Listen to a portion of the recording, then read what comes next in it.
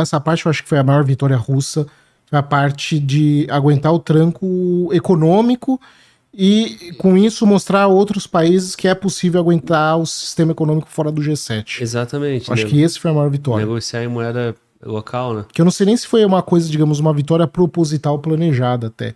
Eu acho que foi muito mais reativo, né? Não foi uma coisa planejada. Tudo bem, eles tiraram os investimentos que eles tinham no Ocidente, tiraram os ativos que eles tinham, mas eu tenho a impressão que eles não esperavam a escala que ia chegar. E aí eles reagiram e conseguiram dar essa resposta efetiva.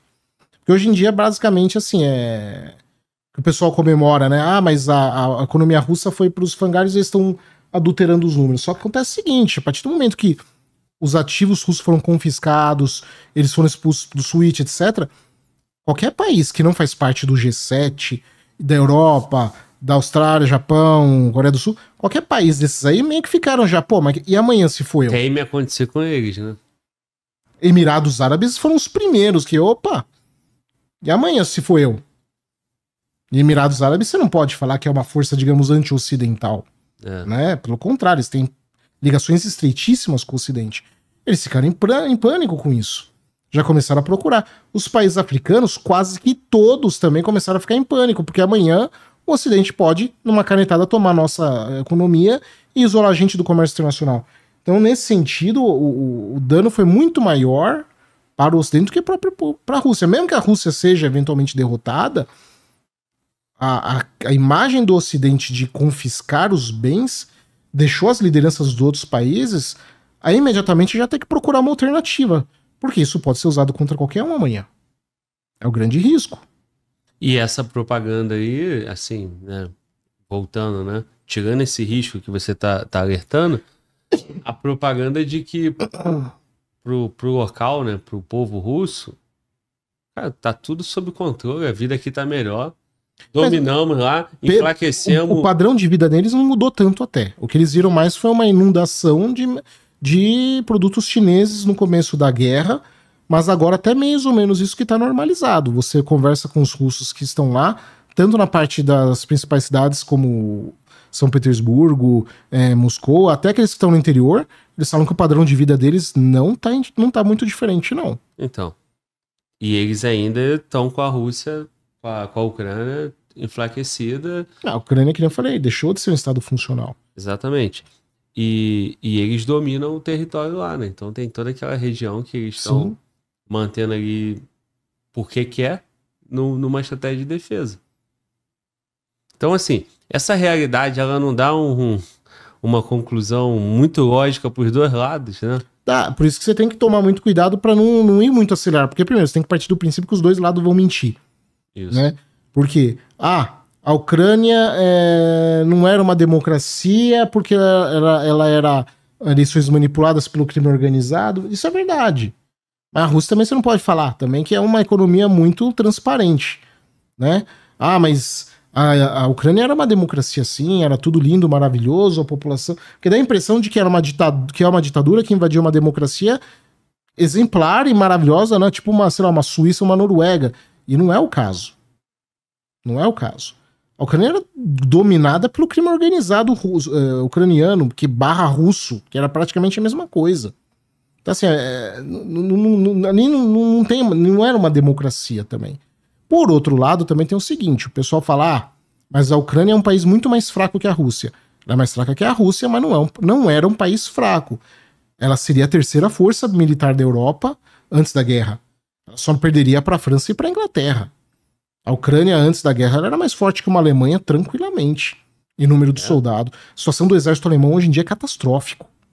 Catastrófico. A situação do exército alemão... mas eles anunciaram investimento de não sei quanto. Pode anunciar o investimento que quiser. Não estamos vendo isso. Alguns anos atrás, em torno de 6 a 5% dos veículos dos tanques de guerra alemães é que estavam aptos para o combate. A grande maior parte não estava faltando peça, estava encostado. A mesma coisa se aplicava num número não um pouco muito diferente para a parte de aviação. A Alemanha ela delapidou completamente o seu parque militar. E a mesma coisa ela fez com o parque de energia nuclear, vale lembrar disso, tá? Porque tem gente também achando que eles vão lá, também vão construir usina nuclear de uma hora para outra. E não, a Alemanha está praticamente fora permanentemente do programa nuclear. A gente não vai ver programa nuclear na Alemanha por pelo menos 2 décadas. Porque não é só fazer usina, é você ter toda uma infraestrutura industrial por trás da usina. Que eles desativaram tudo isso. É um negócio assim, a coisa mais burra que a gente poderia ver da história moderna é o que os alemães fizeram com suas forças armadas e com o seu polo energético. É um negócio assim, absurdo. E fizeram. E ainda insistem, tá? Porque ainda quem fala em alguma coisa nuclear lá ainda é virado vilão ainda na política. Mas é o trauma, né? Mas que trauma que a Alemanha tem? Não foram eles que foram bombardeados? Foram o Japão. Não, sim, mas... E não abandonaram o programa nuclear. Porque na época, quando teve Fukushima, teve toda aquela coisa, né? E o ministro da época, ele falou, não, nós vamos ativar todas as usinas nucleares do Japão. Não deu 3 meses, ele voltou atrás. A hora que os caras chegaram lá com os relatórios mostraram, não dá. Voltou atrás. Então, assim... É porque é o vilão da história, né? O grau de lavagem cerebral que fizeram nos alemães é um negócio absurdo, assim. Um povo que foi submetido a uma lavagem cerebral astronômica, sem precedente na história moderna. Os alemães têm vergonha de serem alemães. Eles acham isso bonito. Tem uma comediante alemã, não sei se você já viu aqui no Brasil, não sei o nome dela, mas ela é famosa, todo mundo conhece, uma alemã comediante. Ela mesmo já falou que ela tem vergonha de falar que é alemã. Sabe? Tipo. E ela não é um caso isolado. Os alemães têm vergonha de se dizerem alemães. Porque é coisa que remonta a um nacionalismo. É coisa da Alemanha nazista. Não pode. E não é assim. Não é assim. Então, por outro lado, você tem vergonha de ser alemão, então deixa acontecer como está acontecendo, de praticamente de desarticular sua capacidade defensiva e ficar dependente energeticamente de um país que depois eles vão iniciar atrito, que foi o caso da Rússia. Assim, é uma tomada de decisão tão estúpida, uma atrás da outra, das lideranças alemãs, ao longo de 20 anos, somado com essa lavagem cerebral que eles sofreram, que não tem precedente na história moderna, em nenhum país. Ocidente, Oriental, do Norte, do Sul, nada se equivale ao que fizeram com o povo alemão. Chega a dar dó.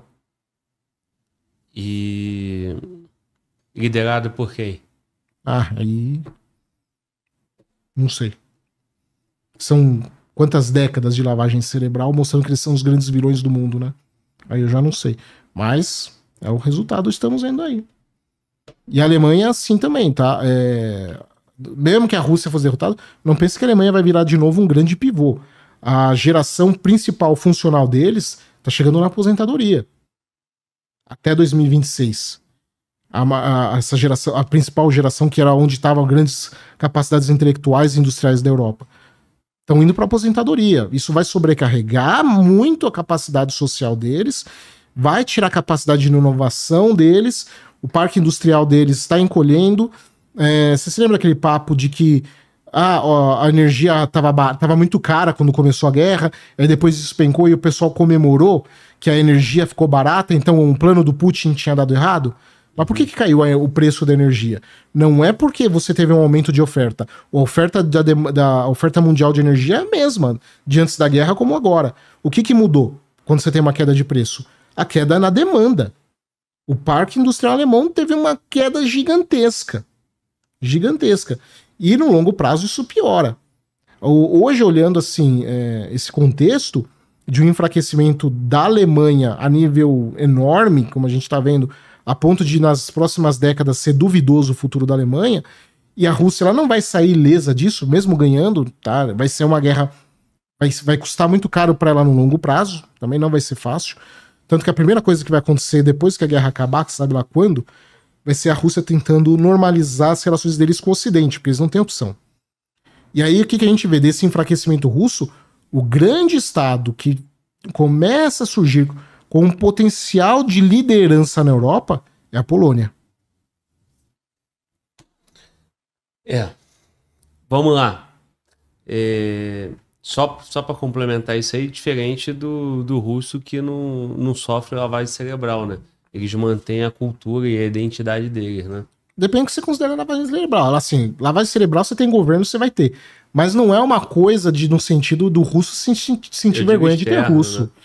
Como acontece com nenhum país. Você não tem nenhum país que o povo tem tanta vergonha de dizer que é daquele país como é com o alemão. Nenhum. Não, eu digo o seguinte, tudo bem, a Rússia, ela foi vencedora, né? A Uhum. União Soviética, mas assim, aquele sentimento de voltar a ser a União Soviética, né? Só que aí tem uma questão que o pessoal confunde um pouco. Quando se fala disso, de resgatar, é no sentido de status, de poderio. Não é voltar com o sistema político soviético de jeito nenhum. Aquilo ficou provado que o modelo soviético era fracassado. Sim. O Putin mesmo já falou várias vezes isso. É no sentido de prestígio, de uma grande potência que era respeitada, é nesse sentido. Mas voltar com o sistema socialista, claro que tem meia dúzia de político idiota que pensa isso lá, mas não é parte da mentalidade, da estrutura do pensamento do Putin. Voltar com o socialismo de jeito nenhum. Sim. Angeline mandou um superchat falando o seguinte. Glauber, boa noite. Qual a opinião do De Leon sobre o massacre de Bucha realizado pelos russos na retirada estratégica no norte de Kiev? Foi um massacre. O problema é a gente colocar essa questão como parte da estrutura como um todo, da onde teria vindo as ordens, ou se foi uma coisa do comandante local. Beleza. O Conectado São Paulo falou aqui, ó, a Rússia descobriu que é uma potência militar de papel. Aí ele abre parênteses aqui, seus equipamentos são falhos e sua estratégia é antiquada para a guerra moderna. Fecha parênteses. Conheceu o peso da corrupção. A Rússia está raspando o tacho dos reservistas. Não está nem perto de estar raspando os tachos dos reservistas. A Ucrânia, sim, ela isso tá. Agora, ela está inadequada para uma guerra moderna? Sim. Mas, de novo, a gente não sabe se outros países, entrando numa guerra moderna, teriam algum desempenho melhor, porque simplesmente nenhum desses países entraram numa guerra moderna com um Estado mais ou menos equivalente. Então, pode ser que teriam, pode ser que não, a gente não sabe. Porque o único que está dando a cara a tapa nesse contexto e está mostrando as suas deficiências é a Rússia, né? Mas disso com relação aos reservistas, não é a Rússia, não.